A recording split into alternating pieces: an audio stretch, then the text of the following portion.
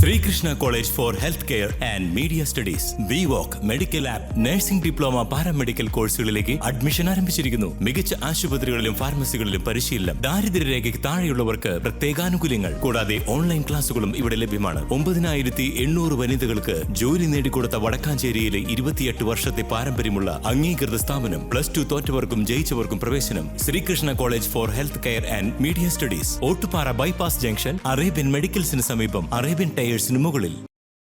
അക്കിക്കാവിലുണ്ടായ വാഹനാപകടത്തിൽ യുവാവ് മരിച്ചു. വെള്ളർക്കാട് തറമേൽ ഞാലിൽ വാസുവിന്റെ മകൻ 24 വയസ്സുള്ള സുധീഷാണ് മരിച്ചത്.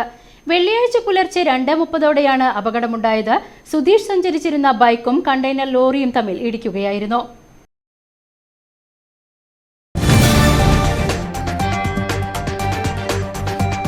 വടക്കാഞ്ചേരി മണ്ഡലത്തിൽ പുതിയ ഫോറസ്റ്റ് കെട്ടിടങ്ങൾ നിർമ്മിക്കുന്നതിന് 7.77 കോടി രൂപ അനുവദിച്ചതായി Xavier Chittilappilly MLA.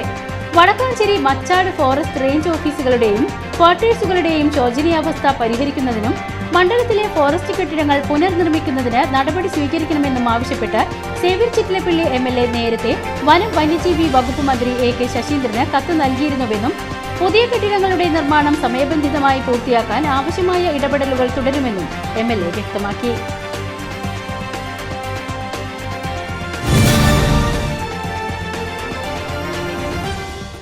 Viyyur central ജയിലിന് മുകളിൽ ഡ്രോൺ. സാമൂഹ്യ മാധ്യമങ്ങളിൽ റീൽസ് ചിത്രീകരിക്കാൻ വേണ്ടിയായിരിക്കാം ഡ്രോൺ പറത്തിയതെന്നാണ് പോലീസിന്റെ പ്രാഥമിക നിഗമനം. സംഭവത്തിൽ പോലീസും സംസ്ഥാന ഇന്റലിജൻസും അന്വേഷണം ആരംഭിച്ചു. ഡ്രോൺ നിരോധിത മേഖലയിലാണ് ഇത്തരം നിയമലംഘനം നടന്നിരിക്കുന്നത്.